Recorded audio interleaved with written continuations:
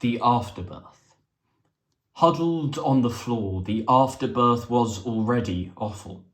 There was the Lotus Eater's whole island dragged out by its roots into the light, and flopped onto blood-soaked newsprint, a tangled puddle of dawn reds and evening purples to be rubbished. You were laughing and weeping into the glare, a tear-splitting dazzle like the noon sun, finally stared at, had burst into the bedroom when the Gorgon arrived and ripped her face off and threw it to the floor. Such a shocking beauty born.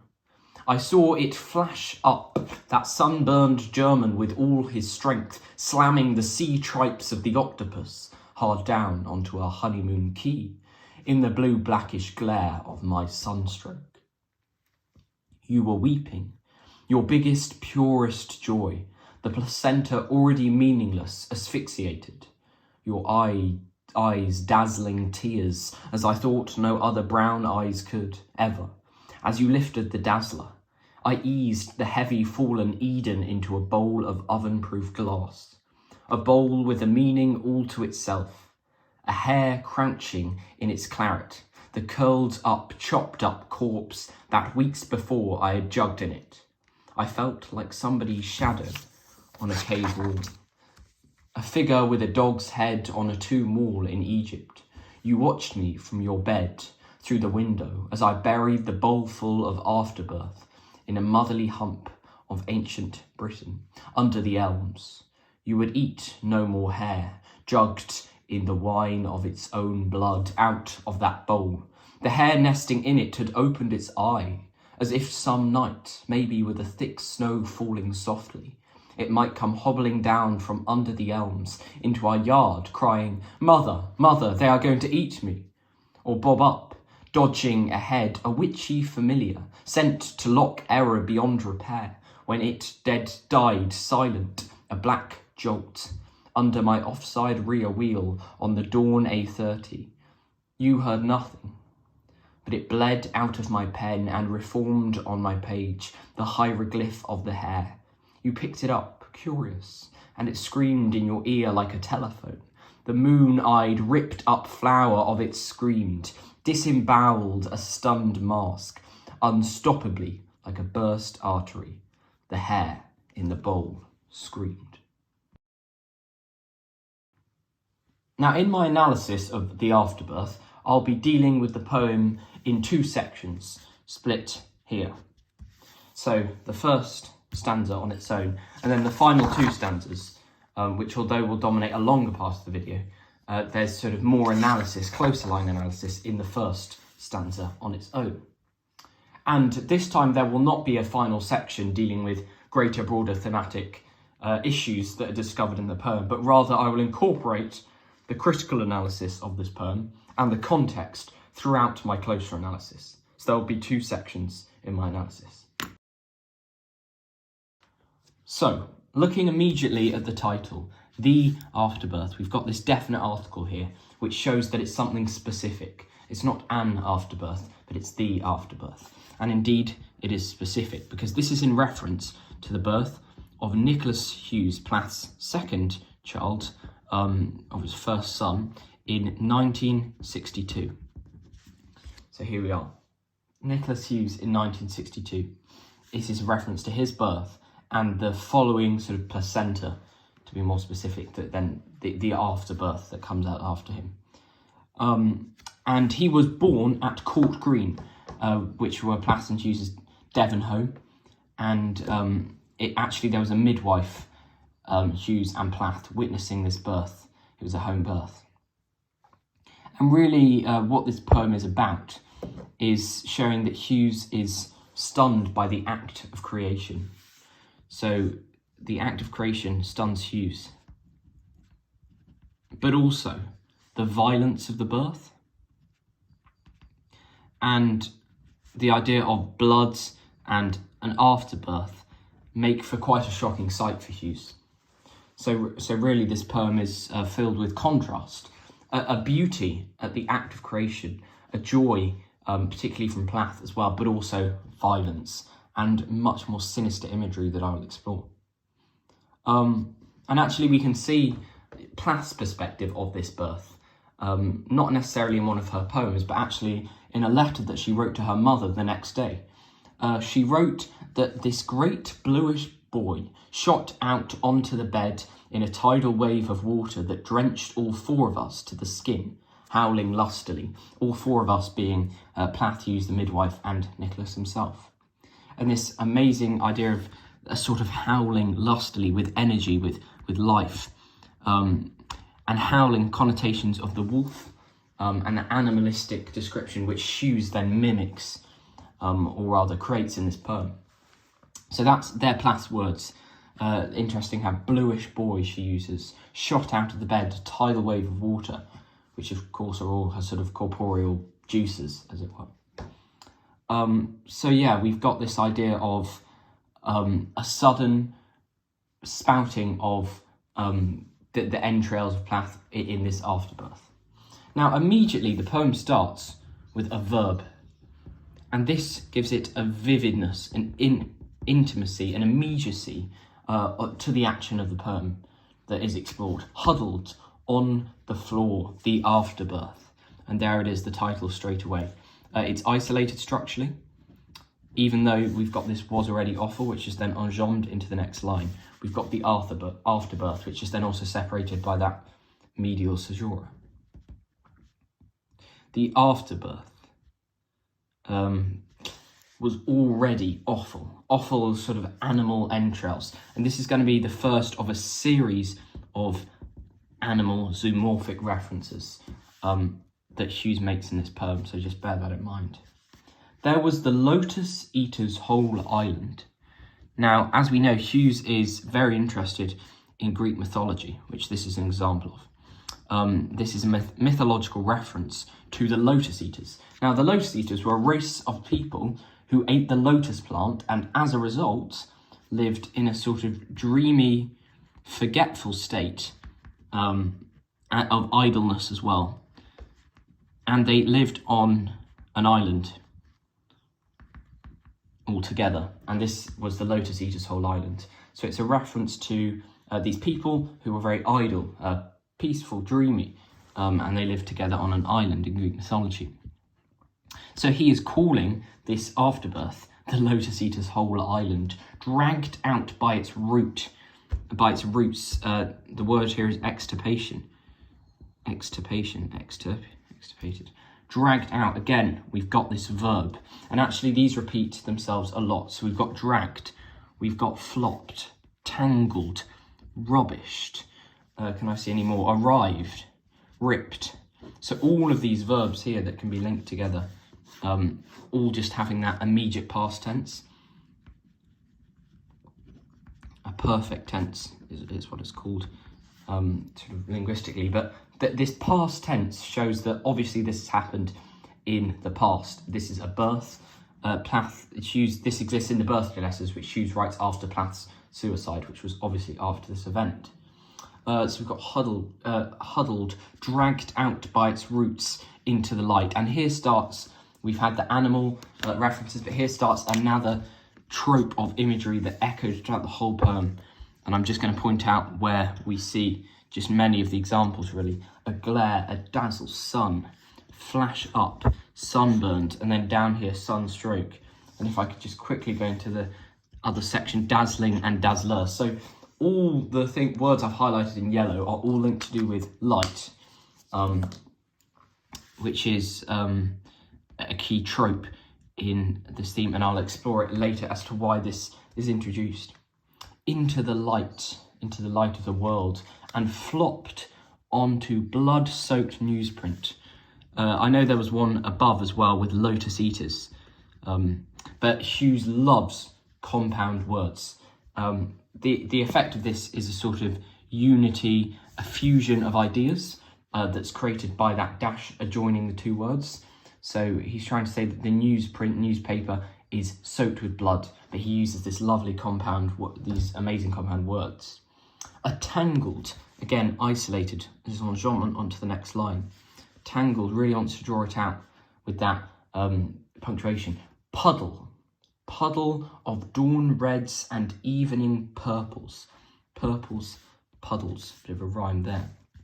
To be rubbished. He turns rubbish into a verb. To be rubbish, to be disposed of. You were laughing and weeping. Here we are, first reference to Plath. As you can see here, we don't really have a person at the start. We have a there was or a huddled. He doesn't specify anything. He just recounts the afterbirth. But actually now he's making a specific reference to Plath, who is laughing and weeping, which I find very paradoxical and striking as a result, because these ideas are contrasted. This idea of being both really happy that her son has been born, but actually the idea of weeping as well. And the idea of weeping, I think, is built on a lot more than the joy of her birth, of his birth rather. The images used in this poem are a lot more to do with the darker side rather than the lighter one, even though we've got this presence of light coming in. Into the glare. The glare is quite negative connotations. A tear-splitting dazzle. Now this could be read as tear-splitting dazzle, which would also make sense, and that would actually contribute to a rhyme, really, a glare, a tear. But either way, there is this rhyme with stare. Into the glare, this internal rhyme, which really creates a sense of fluidity across these lines, a sense of unity. Into the glare, a tear-splitting dazzle. Splitting, again, he uses his favourite compounds. Like the noon sun finally stared at. And then this is so commonly misread. The sun is being stared at, and he doesn't even use any punctuation here. It is enjambed. And we can actually notice that pretty much from this word weeping all the way down to octopus, in fact, not pretty much, it's all enjambed. There's no punctuation, which creates a sense of movement throughout the poem. And on that note, the structure, the form of the poem is very much fluid. You could almost say it mimics the actual afterbirth itself, because it flows from one stanza to the other. There's no set form. And really, even though it's divided into 3 stanzas, they're irregular in length and rhyme scheme and all of that, which isn't uncommon for the birthday letters poems. A tear-splitting dazzle, like the noon sun, again, light sun, finally stared at, had burst into the bedroom.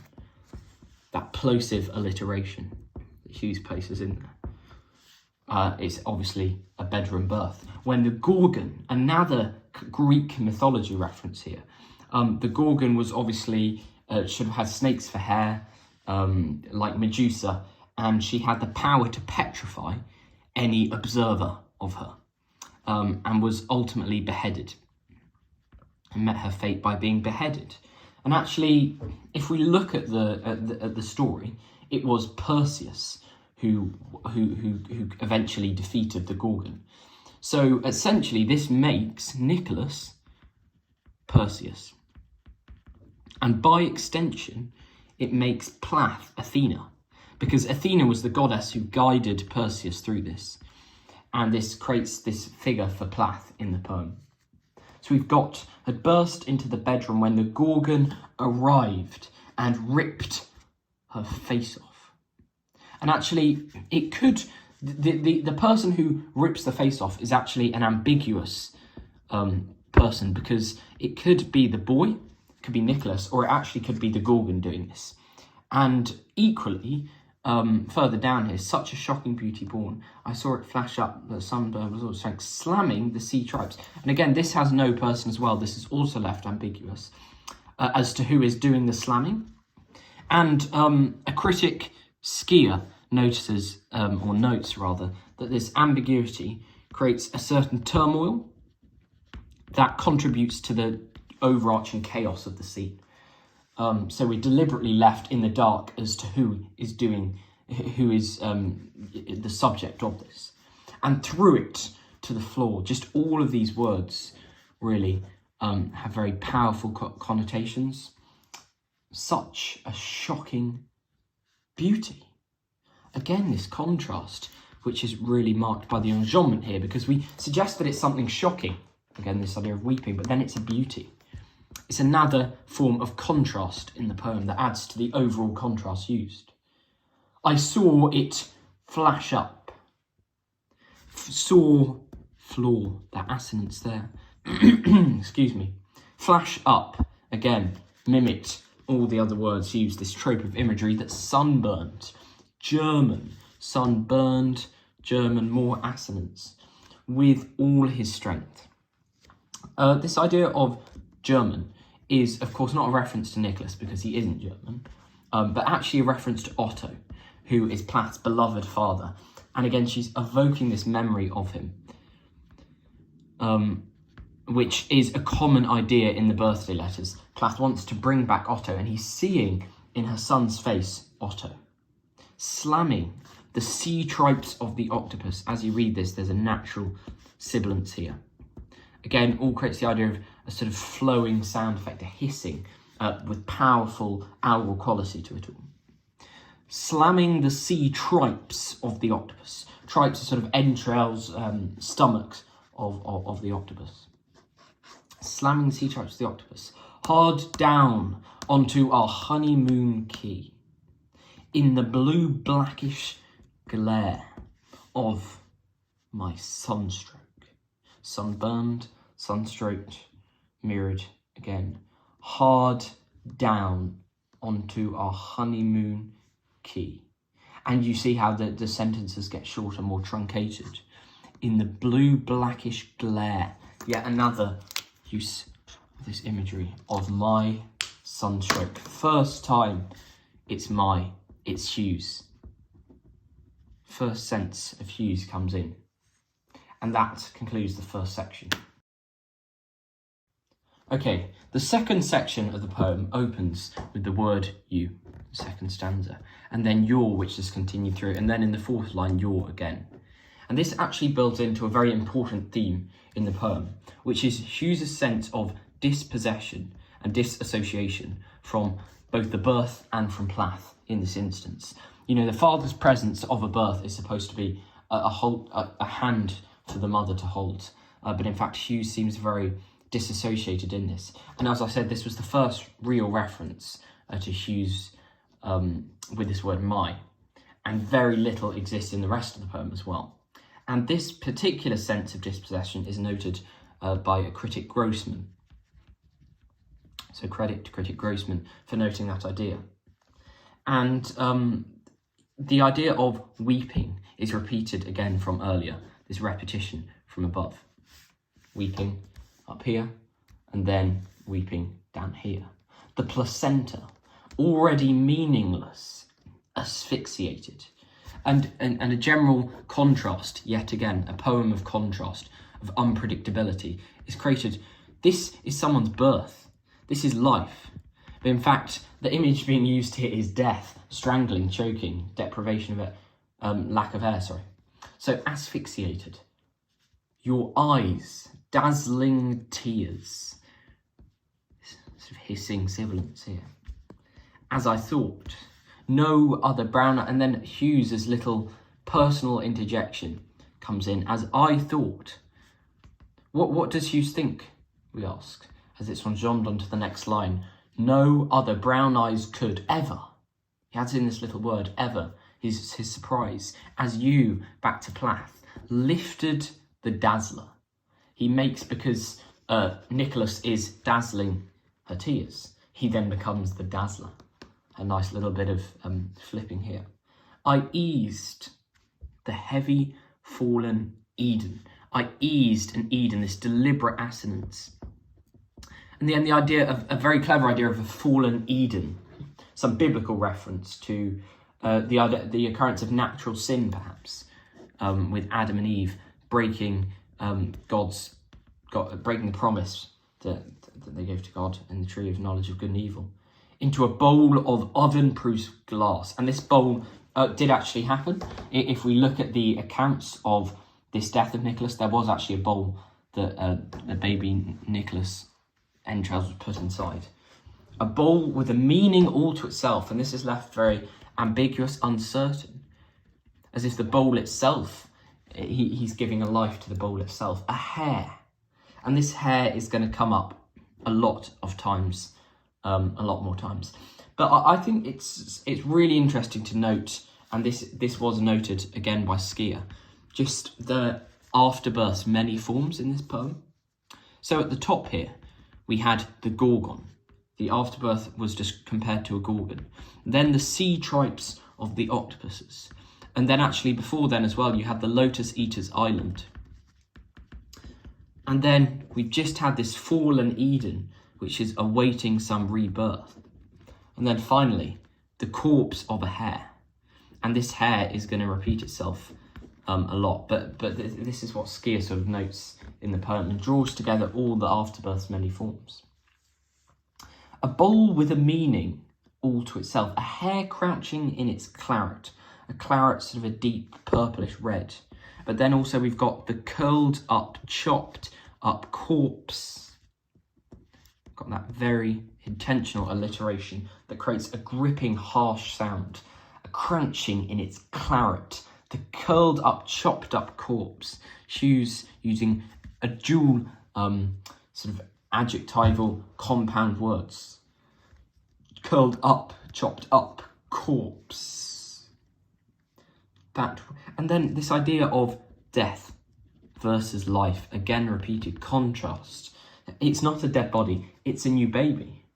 That's at the very end of its life cycle, but actually very near the start. And could this be Hughes perhaps suggesting his own sadness at Plath's sudden death and suicide? That weeks before I had jugged in it. This is a specific culinary term that makes reference to hares being jugged in. That weeks before I jugged in it, I felt isolated. Hughes is feeling emotion. There's this really noticeable shift from suddenly you to I had jugged. I felt. Hughes experiences emotion for the first time, it seems. But then suddenly I felt, contrast. In fact, it's quite the opposite. He felt like that can turn into a question mark, like somebody's shadow on a cave wall. He doesn't even make it a specific shadow. It's kept unquantifiable almost, indefinite. Whose shadow? He's reduced to sort of nothingness. And then this idea of a cave, darkness, loneliness, abandonment. A figure with a dog's head. This is another sort of classical reference to Anubis, who was the figure who led the souls of the dead through the underworld.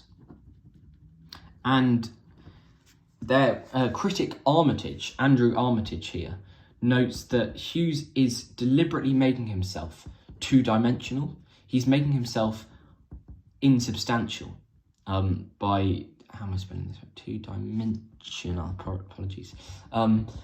He's making himself just a figure, a painting on the wall. And the symbol of a dog in the rest of the birthday letters actually comes to mean something of ignorance and misunderstanding. So there's this metatextual reference and symbol as well to ignorance. A figure with a dog's head, which really makes sense and uses disassociation in the poem. On a tomb wall in Egypt, all the way over in Egypt. They've gone from the little bedroom in their Devon home to Egypt. This foreign environment. All of this situation is foreign for Hughes. You watched me from your bed. And then suddenly, actually, as we've had this foreign thing, we're now outside. He's moving it on because Hughes, Plath is watching Hughes through the window. You watched me. This nice juxtaposition of narrator perspective being merged together. From your bed through the window as I buried the bowlful of afterbirth. Plosive alliteration. It's getting harsh now. Hughes is burying it. The idea of burying, again, contrast, death versus life. It's just been produced in a matter of seconds, but then he's burying it. The afterbirth, that is. In a motherly hump of ancient Britain.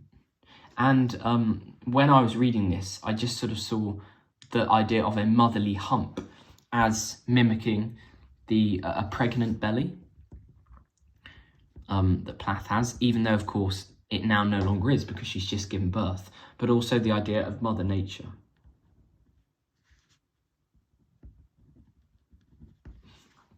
And this is really observed in ancient Britain. This idea of old times, Egypt, ancient Britain, like in a motherly hump of ancient Britain. And actually burying this matter was an ancient folk practice, which was thought to ensure the safety and fertility of the newborn child. So it was an ancient practice, and it was in the hope of fertility. Under the elms. Now this did actually happen. Hughes did bury the child under the elms. And really this idea of Hughes embracing his own son is lost in the poem. Hughes is not only not embracing him, but he's burying it. And again, we return to critic Grossman, who says that Hughes, rather than embracing his own son, remains separate and focuses on the disposal of this messy afterbirth. Under the elms, full stop, you, Plath, would eat no more hare jugged in the wine of its own blood out of that bowl, i.e., after this, she would no longer eat from that bowl. Understandable, I guess. The hare. And I just may as well take an opportunity to talk about the hare. The hare was a mythic creature in many cultures. But here, it's obviously a reference to Nicholas. Had opened its eye, as if some night. And I just like to point out again, the idea of eye is used a lot. The idea of sight comes up with tears and eyes and all of this a lot earlier on. And we've had all the senses, really. It's a very sensuous poem. As if some night, maybe with a thick snow falling softly, it might come hobbling down. The words here, as if, maybe, it might, it creates a sense of uncertainty. And what is the effect of this uncertainty that the language creates? It shows that it isn't reality. What is happening now is hypothetical. In fact, it could even be more of a dream. Now, as we read this, maybe with the thick snow falling softly, it might come hobbling down from under the elms into our yard, crying, just like a baby. Mother, mother, they are going to eat me. This direct, exclamative speech of hopelessness and helplessness. Even though the child has just been born, it's already experiencing this acute, sad emotion. And also we can note in this section that there is more punctuation, caesurae end stop. And this sort of breaks up the reality into some sort of fantasy. In a way, this is a nightmarish image that conjures up and reinforces the irrationality of Plath's mind. The fact that it's nightmarish suggests an irrationality to all of it. This isn't going to happen. This is impossibility as well. But also this supernatural element that then is carried through with witchy. And actually, if we just note this stanzaic shift, they're going to eat me, new stanza, or bob up, provides an alternative. Dodging ahead, a witchy familiar, sent to lock error beyond repair, when it died, and I slipped this up in my reading, but I misread it, but when it died, because again, it's that uncertainty, life versus death, that comes up so much, and silent. We've just had crying earlier, but now it's silent. A black jolt. I'd just like to point out the language that Hughes uses, which is always so deliberate. Lock, repair, jolt, they're all very much mechanical terms.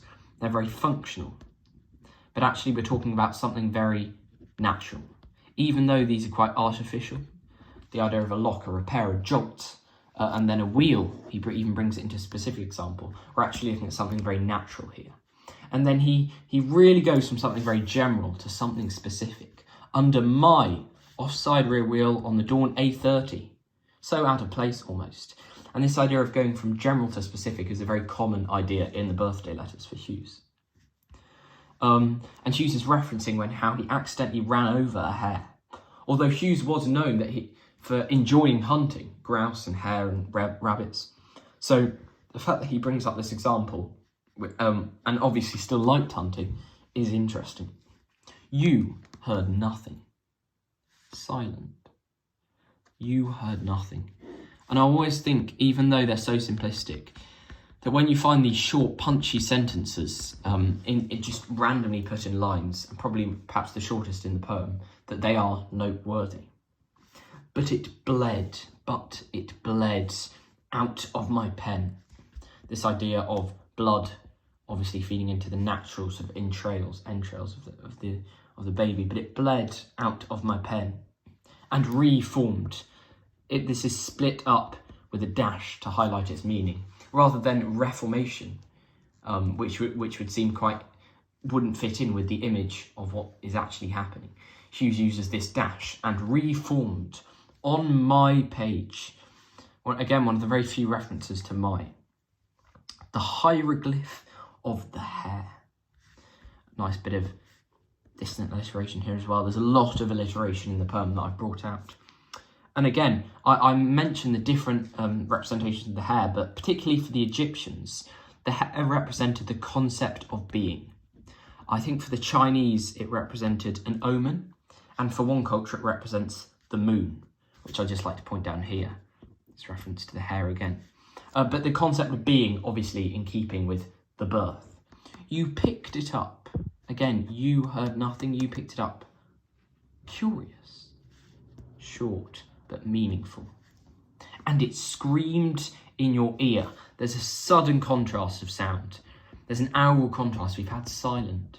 We've had said nothing, heard nothing. But you screamed, and it screamed, in your ear like a telephone. This idea of sound, an ear, and then a telephone, something artificial again. The moon-eyed, and here we see another pair of compound words. The moon-eyed ripped up flower of it screamed. Again, second repetition, and third at the end, repeated 3 times, this word. Disemboweled. As we reach the end of the poem, he uses a very practical word to describe this disemboweling of the event. A stunned mask, unstoppably, like a burst artery. A stunned mask, burst artery, that sort of mirroring. A stunned mask being something very much of artifice, but then a burst artery being something very natural, so a foiling as well.